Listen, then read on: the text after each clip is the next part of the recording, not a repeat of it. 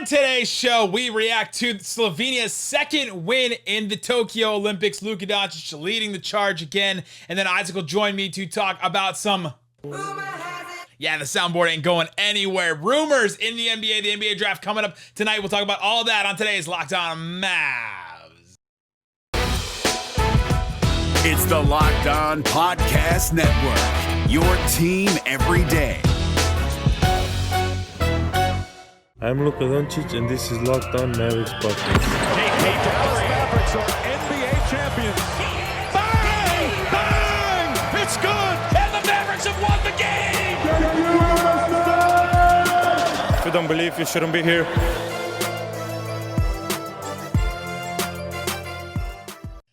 And welcome. You are locked on to the Dallas Mavericks. My name is Nick Angstadt, media member and coordinator for the Locked On Podcast Network. And joining me a little bit later, Isaac Harris, contributor at Mavs.com. He will join me in just a little bit, but I am here after Slovenia's big win, another big win over Japan in the group stage. An absolute great group effort, 116-81 for the Slovenian team. Luka Doncic again came in and put up another just great, solid, very casual Luka Doncic game. 25 points, 7 assists, and 7 rebounds for Luka in just 25 minutes. He got to sit a lot in this game because the Slovenian team was up by a lot. They went up 29-23 after the first quarter, 24-18 after this in the second quarter, and so they had a big lead going to the halftime. They extended it again in the third, and in the fourth quarter, even with Luka on the bench for a lot of it, 36-17, Slovenia outscored Japan. The bench unit just took over, and it was absolutely great to see. And so a couple takeaways from this game. But before we do, I'll give you a couple takeaways from this game. We'll talk about what it means for Slovenia and all that. We'll also talk about the Landry Shamet rumor that came out that the Mavericks are looking to trade for Landry Shamet. So Isaac and I will get into that. Also, a couple of our draft thoughts later in the episode. This episode is brought to you by our Locked On NBA Draft Show, an incredible live show that we're going to be doing tonight. If you're listening, watching this on Thursday, NBA Draft Goat Chad Ford will be joining us. Got to meet him the other day. It was awesome to get to hang out with them. John Corral's hosting. Rafael Barlow from Draft Junkies will be on as well. You get the local expert analysis, and it's all brought to you by Built Bar. Follow Locked On NBA on YouTube and Locked On Network on Twitter. Go follow Locked On Network on Twitter. Great stuff from there.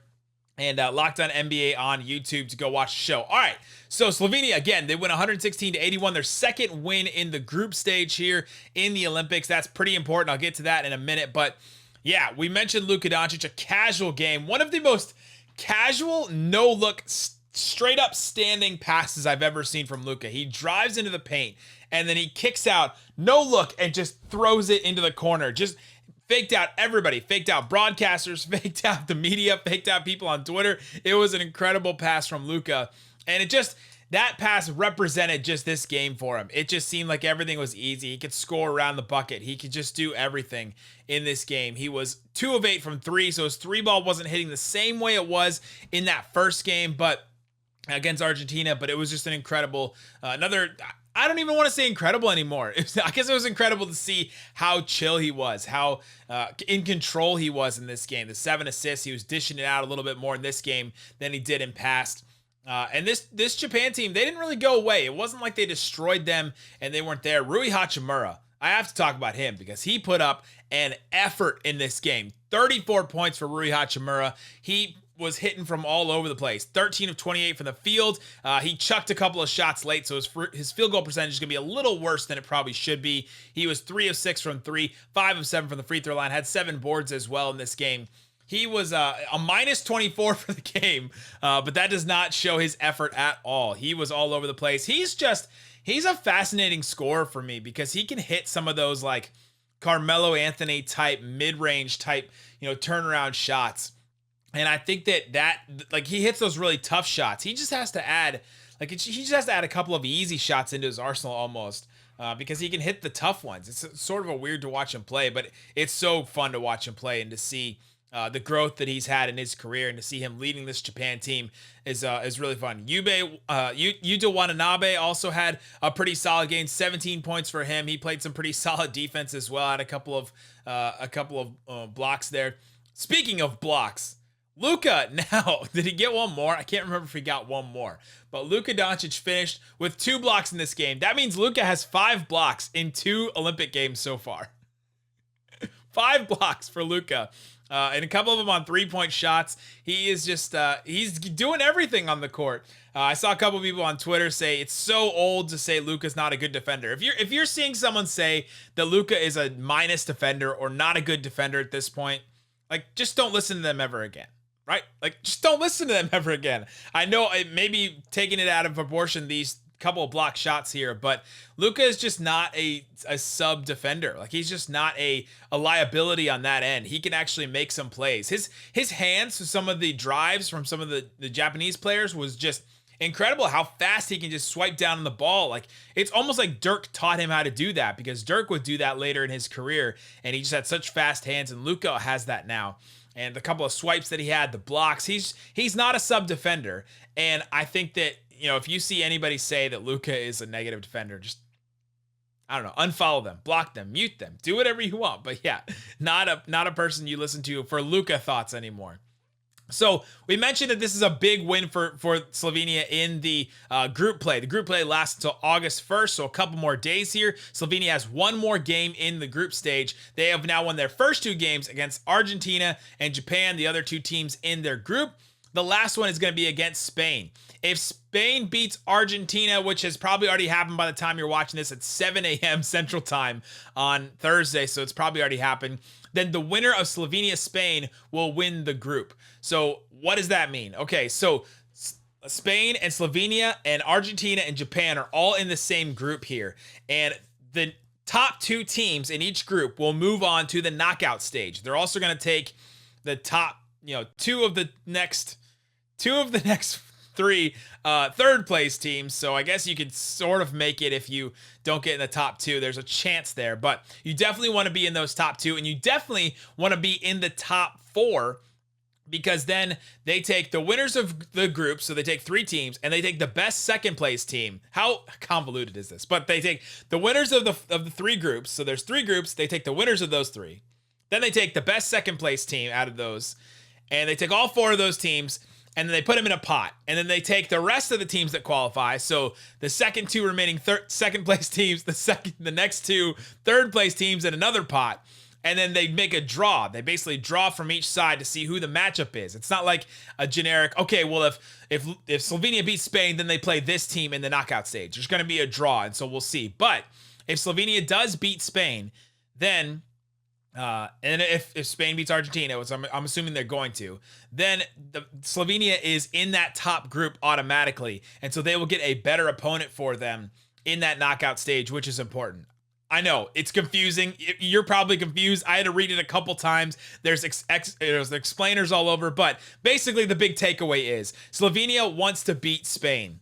And if they beat Spain, then they're sitting pretty to get into the knockout stage, to get a good, to get good competition there, and then to get to, I think there's 2 rounds in the knockout stage. Then to get to that gold medal game on August 6th would be an incredible feat for this team. But they're looking good. This Slovenia team is looking really good. They have ball movers. They have, Toby that can rim roll. They have some 3-point shooters that were hitting their shots. Not necessarily in this game, but they have guys that can hit. That Klemen, I can't say his last name, Preplovic.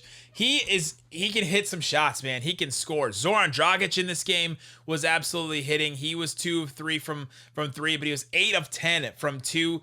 He had a bunch of points. He had 24 points in this game. He was contributing. Bring on Zoran to the Mavericks. Why not? I mean, just bring in all the Slovenians. I want them all at this point. So this Slovenia team is looking really good. Chanchar had 3 threes in this game. Sabasic came off the bench, and he had 2 threes in 2 minutes. That was that 4th quarter run that the bench went on. Sabasic came in and hit a couple of deep threes. So this Slovenian team is hitting threes, and they didn't even hit them that well in this game. But if they're shooting the way that they are, they're scoring the way that they are, they're moving the ball the way that they are. A bunch of guys with assists as well. Speaking of ball movement, Luka had 7 assists. You had Klemen that had 5 assists. You had Jaka that had 3 assists. Toby had 3 assists. Zoran Dragic had 2 assists. Luka Rubnik had 4 assists. Like a bunch of guys with assists there, all dishing it out, passing, moving the ball. This team can score against anybody. 118 points in this game. They scored a lot against Argentina as well. Their offense, it's just Luka. Luka can absolutely drive an offense. It's not just Luka, but Luka is the one that is the engine that starts it all, starts it going, and then boom, they take the note from him. So an incredible win from Slovenia. Really looking forward to that Slovenia-Spain game. By the way, a lot of people are asking me how you watch these games, and they're on Peacock or the NBC app. You have to have you have to either subscribe to Peacock so you can watch it on there, or you go on to the NBC app and you can get every single game. You go to the NBC app or NBC.com and you sign in with a cable subscription, and then you can watch every single game. It's not been fun to try and find some of these games, but that's the way that it is. Coming up, we're going to get into some more about the NBA draft and NBA rumors. Isaac Harris will be joining me. We'll talk about the Landry Shamet rumor and all of that.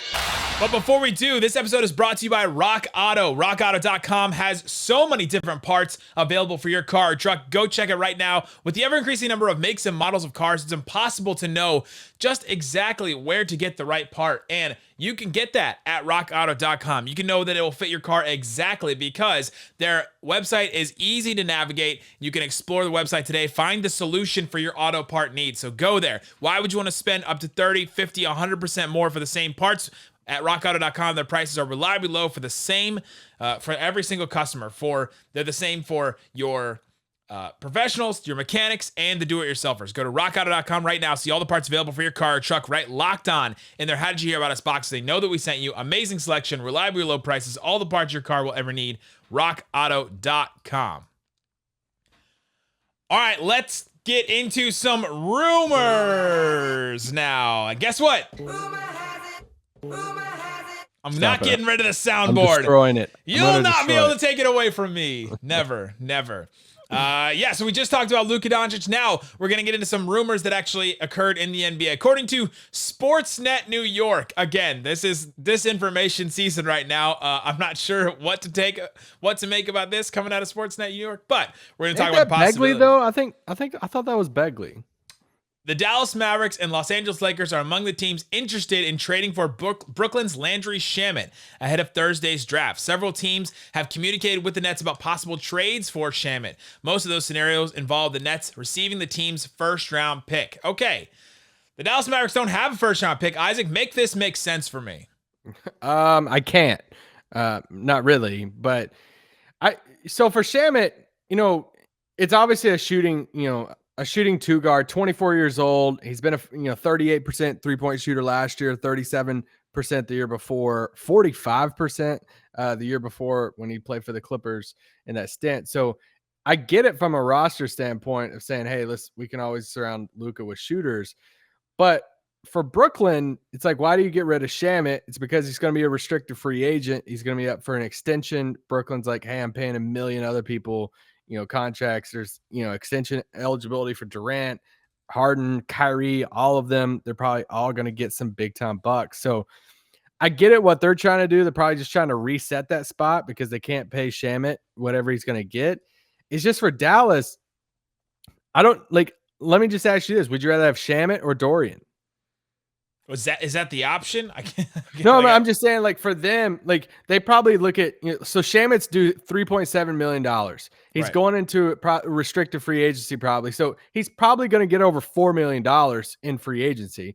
Right. If you're Brooklyn and you look at somebody like Dallas and you say, okay, well, we'd love to have a guy like Dorian Finney-Smith on our team, and he makes $4 million for the next season or so. So it's like, that's what I'm saying, money-wise, who would you rather have? I think I would rather have Dorian over Landry Shamet. So it's stuff like that, Dallas just doesn't have a pick. Would they just absorb Shamet's, 3.7, for a future second-round pick, something like that? Probably not if they could get a low-end first-round pick this year for Shamet. Is this when we find out what they think about a guy like Jalen Brunson, right? If they are like, do we need a Jalen Brunson type? We're going to go out and get Lowry and Dragic, or something like that. If they decide like, all right, we don't need this other guy, but we would like another shooter, so we're going to swap those guys because we think they're equal. Personally, I don't think so. I think Brunson's better than Landry Shamet. Shamet's a better shooter, but I would take Brunson over him just for the all-around game and everything he brings. But it may be we find out what this front office thinks about a guy like Jalen Brunson. We mentioned Landry Shamet, $3.8 million. So if you're going to do some kind of trade, it has to equal out. So there's just not a ton of options there. Maybe Brooklyn loves Trey Burke. There's just not a ton of different options there for the Mavericks to do in a trade like this, especially considering the rumor included that it would have to be a first-round pick. Yeah, I wonder if Brooklyn also has the 27th pick in the draft too. So I have something for you. Ooh. It wouldn't help Dallas salary cap wise, but I wonder what Brooklyn would feel about it. There's obviously guaranteed money going towards a first round pick. I don't know what that 27th overall pick guaranteed money looks like. Probably a couple $1 million at least on that. So is there, and I don't know as far as money wise if this would work. Would Shamet in 27 for Maxi work for Brooklyn? And would Dallas do that? 27 pick makes $1.64 million. Okay. So that would take the trade up for them, up over $5 million. Maxi makes around $8 million? 8.8. So you're still looking at like a $3 million difference. I don't know how that works as far as cap wise for them, but like if you're Brooklyn and you give up the 27th pick and Shamet, you get Maxi. I mean, Maxi might legit start on that team with KD and those guys. I mean, he would start over DeAndre Jordan. Would he start over? Well, he would play the Blake Griffin role, but just a little. Is he better at Blake Griffin than Blake Griffin at a couple things? Yeah. Right? With a fully healthy Brooklyn team, Maxi's perfect for that team. So that's for them. I see that. For Dallas, it's long-term money. If you don't want to, if you don't want to pay Shamet and then he's just gone next year, or, you obviously get the first round pick in that pick 27, you get a draft pick. I don't know. I don't think I would do that if I'm Dallas, but that is the only way that I'm at least like, okay, I could see it for both sides. And I want to be clear about Maxi, right? We are big believers in we love Maxi. We think he's very valuable. Him and Dorian, we have been very, very strong in our feelings on. I saw a couple comments on YouTube saying you guys are undervaluing Maxi. He's not just a contract that you just people come at us all the time for saying we wouldn't trade Maxi for guys who they think are. I think it's new listeners or people that have joined recently because of YouTube or something that have listened to us and are saying we were talking about him with Dwight Powell, with Richardson. They're like, he's not a contract you just go dump. We agree completely, but the Mavericks only have a couple contracts they can go dump if they're going to clear up some money, and he was one of them. It's not that we think that he's not worth his contract. He's completely worth his contract. He's one of the best values the Mavericks have. Sure. But he is just $8.8 million is a chunk of money that you can clear up some cap space if you wanted to increase that amount of cap space you have. So I just want to be clear about that, especially when we're talking about him in a trade like this. I don't know that I would do that Maxi for Shamet and the pick, because who are you getting at 27? I mean, I don't know. I've been doing some draft prep now with our live show that's coming with Chad Ford and Raphael Barlow at WFA Studios. I've been hanging out with them, and I don't think that there's anybody there that would make an immediate impact. I mean, you're hearing rumors of the Lakers trying to trade their pick to go get Buddy Hield. They just want somebody that could come in and contribute right now. And so, I don't see anybody. I mean, it just depends on who drops. Does Garuba, drop that far? No. I love Trey Murphy, but I think Trey Murphy goes higher than that. I love Io, but I mean, if you're getting back Io and Shamet for Maxi, you're kind of getting two smaller guards back in that deal. You don't want to do that. You want size. If you're going to get Shamet back and you're losing Maxi in a deal like this, you want to get size back. You get Isaiah Jackson and Shamet. Might as well just sign Nerlens Noel. I know. So that's the type of stuff.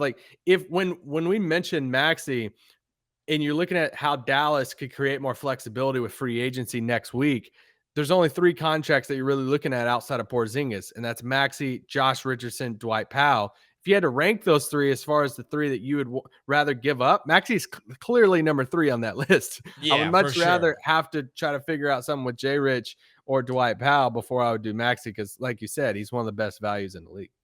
Yeah. And there's nobody in that range again that I would trade Maxi for right now, at least. I know No. that's a short-sighted thing for sure. If the Mavericks are trying to go younger, which we've heard some comments from Nico and Jason Kidd about developing young players, about giving them a chance, about going at, kind of taking their time with Kristaps Porzingis. If they want to do that, then maybe they do something like that. I mean, Maxi is like, we value Maxi as a win now player for sure, but he's $8.8 million this year, $9.1 million. It's non-guaranteed, but they'll pick that up. But he would be an expiring next season. And so, like, maybe they are like, all right, he's got some value now. Let's go get a longer term asset instead of having him. Is his value going to get any higher? He's getting older. All that stuff. Like, they could just be weighing all this stuff, and this is just stuff we don't know yet. So that's what I think of the Shamet rumor right now. And I know we're about to talk about just like general draft thoughts and everything, but Dallas is fully, prepped for draft night. They have the practice, court ready to go at the arena. They've been working out players. Yeah, the whole brain trust, whatever we want to call it, the new regime will be there in action. I know, for a lot of, we're obviously pushing our Locked On Mavs, show. It's going to be in the WFA studio, which looks awesome. Chad Ford, Rafael Barlow, Nick's going to be there. I'm not on the screen though, by the way. Just don't be I'll actually be in the arena and helping the Mavs with some things, some live stream stuff with draft. But I say that because we're going to be close to the war room with Nico, Jason, Kidd, and everybody. So, if there's anything that goes down, make sure you follow us on Twitter. We can obviously talk about all of that. If anything fun goes down, it just goes to show you that, like, Dallas, even though without a pick, I mean, they're fully prepping this for some, if there's some big things happen, because this is when all this talk, everything happens. And yeah, they're approaching it just like they have a pick like a normal year. So we'll see. 100%. There you go. So that's the Landry Shamet rumor. Coming up, we got to get into a couple more things going on right now. Michael Finley, there's some news about him. The Mavs Summer League, we got some news about that. And then we're going to give our general NBA draft thoughts going into what to expect if you're a Mavericks fan. We'll get into that coming up. But before we do, let me tell you about Bet Online. BetOnline.ag is the fastest and easiest way to put some money down on sports. You want to put some more money down on Luka Doncic in Slovenia? You can. Go there. Go to basketball. Go to Olympics. You can check that out. The U.S. women right now, Team USA, a minus 19.5 point favorite over Japan in their next game. So if you want to put some money down on that, that is a massive spread. Belgium is a 29 point favorite over Puerto Rico. Is Belgium like this incredible women's team? I have no clue. I'm missing the boat here on Belgium, but they're minus 29 favorite. That's incredible point spread right there for that. I might just put Puerto Rico just because that's so many points to be able to cover. The U.S. men's team covered their spread. I think they won by like 40 or 60 something, and their spread was like 40, so they covered that spread. But if you want to put some money down like that, go to betonline.ag, use the promo code LOCKEDON, get a 50% welcome bonus to your first deposit. BetOnline, your online sportsbook experts. All right, Isaac Harris, couple of newsy things before we give our draft thoughts. Michael Finley is finalizing a new contract with the Dallas Mavericks that gives him an expanded role in their front office as assistant GM and vice president of player personnel alongside Dallas GM Nico Harrison. League sources tell Mark Stein. So correct me if I'm wrong. Now he is the assistant to two jobs? Yeah. Assistant to the GM and vice president of player personnel. No, he's assistant GM, not assistant to. That's an office reference. Yes. Just an expanded role of what he played before. And, I think, we just saw some clarity from it today with Stein. We knew that he was going to be a part of this new regime, new decision-making thing. He's one of the few people that's carrying over from the past. And as far as what his role, what his title is, we didn't know, but now we know. And he's going to be a part of everything. And yeah. Yeah, it was surprising to me when all this stuff went down with Nico and Kidd and all that it was just Finley staying in his normal role, that he didn't get some kind of promotion or something in this. And it turns out he did. He got another title there with the vice president of player personnel as well as assistant GM. So great for him. The other thing, this is from Joseph Hoyt. Mavericks head coach Jason Kidd confirms that Igor Kokoshkov is on his way to join the Dallas coaching staff. So it's another step further. It's the Mavericks are talking to Igor. It's Igor is going to be coming to the Mavericks soon. It is the Mavericks are on the verge of hiring Igor, and now it's confirmed by the coach that he is coming and on his way to There's going to be another one too, because it hasn't been announced officially. So whenever that happens, then it will really then we'll have the same conversation again. So the Mavs Summer League, we got the presser that the Summer League schedule has been set. I believe that your boys might be there in Vegas, possibly, maybe, if I can talk Isaac into it. If I was just looking up plane tickets. If I can talk you into it. So August 9th versus the Sixers, August 11th versus the Jazz, August 14th versus the Nuggets, and August 15th versus the Kings. Those are the days for the Mavs Summer League team. We already know Josh Green is not going to be playing on the team, but should be great to go see Tyler Bay. Tyrell Terry should be there. It should be a great opportunity for those guys to show stuff after a season of just nothing, like G League bubble, and kind of that was it for those guys. Tyler Bay, I'm really excited to see what. I'm on full Baywatch. Yeah, I'm on full Baywatch, and I may get a Baywatch T-shirt, and make it up. And you go running down the strip like Hasselhoff, and we do a parody of it. I'm on Baywatch. Greatest idea you've ever come up with. I gotta lose some weight before then, because the slow motion would not. I would not do well with the slow motion in the current shape that I am in. Let's just say that. So that is the Summer League. But tonight, the NBA draft. Go watch the Locked On NBA Draft Show. It's going to be absolutely incredible.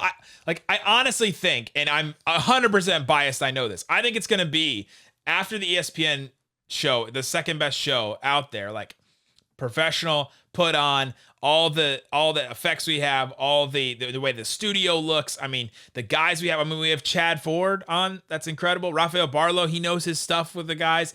John Krause is an incredible host for us on Celtics and Locked On NBA. We're gonna have almost every single one of our Locked On NBA hosts on there. We would be on there, but the Mavericks don't have a pick. If they make a trade, I'll probably be on there. I'll jump on, and so. Yeah, it's going to be an absolutely great time. It's going to be awesome. So it's going to be on the Locked On NBA YouTube channel. So go check that out. It's also be streaming on WFAA if you want to go check that website as well. But let's just get our thoughts. What's your thoughts going into this draft? Anything at the top? The one thing that's really stuck out to me that we haven't talked about in this podcast is none of these, a bunch of these top guys don't want to go and work out for the Rockets. Yeah.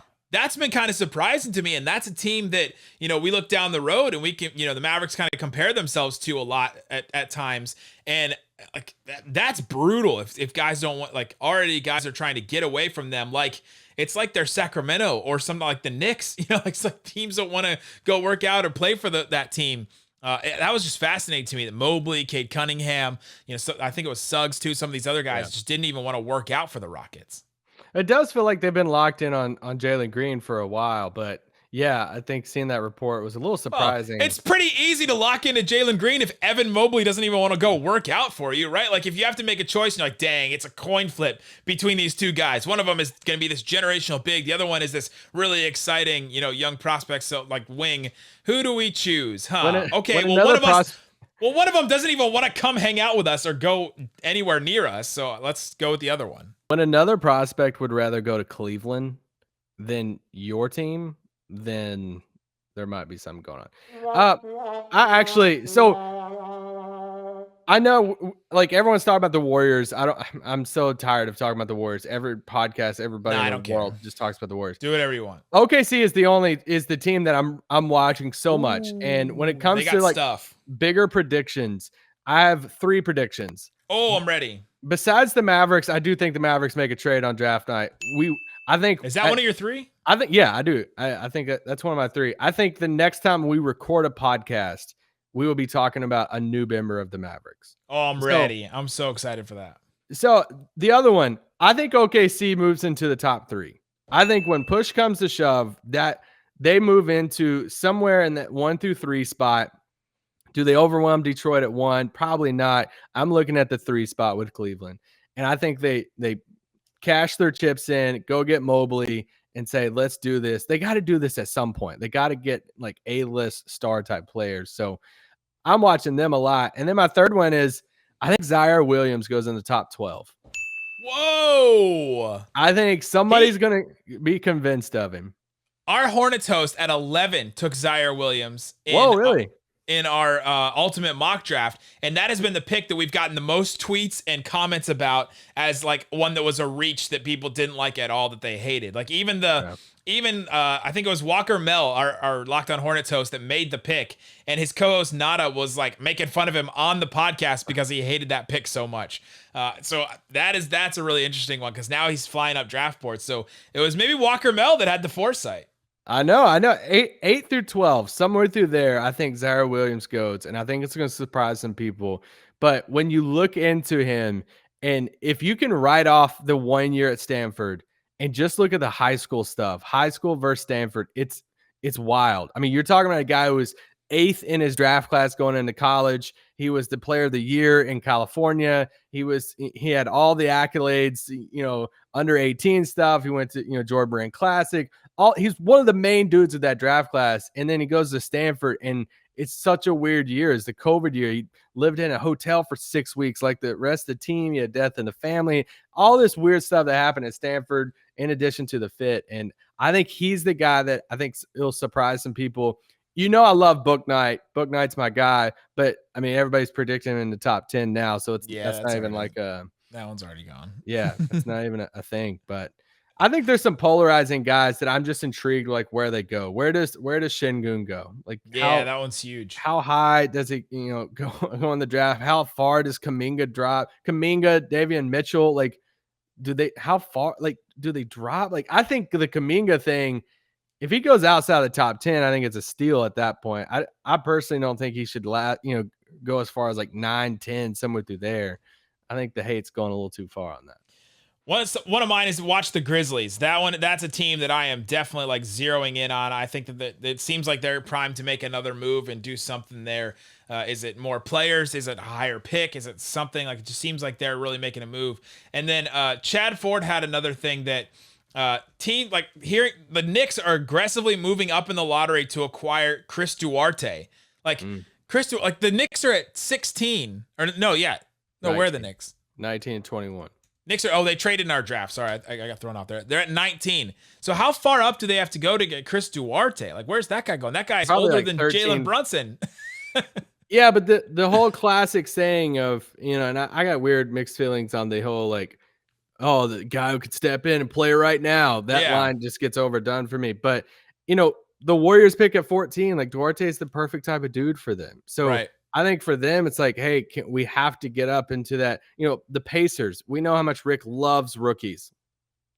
And so if he does have to take a rookie, he'd probably like to take Davion Mitchell, Chris Duarte, like some of these older guys that can like play right now that won't have to do a ton of development stuff. So I think if you want Duarte, you're going to have to move up for him. But like Garuba, I'm so fascinated where he goes. There's some buyout stuff with Real Madrid. That's some like a crazy number for buyout for a guy like him. But I'm so excited. I love him. I love his motor. I love what he brings. He can't shoot very much, but I'm really intrigued where he goes. A lot of good stuff. Isaac thinks the Mavericks will make a trade. I hope they make a trade. That would be awesome. So watch the live show, Locked On NBA YouTube. Also, Locked On NBA podcast. I will be hosting the Friday show with Rafael Barlow after the live stream. So it's going to be some great stuff, good content coming from the draft. Hopefully something crazy happens. I always want chaos, Isaac Harris. That's what I always want, is chaos. So there you go, guys. Thanks so much for listening to Locked On Mavs. Peace out. Boom.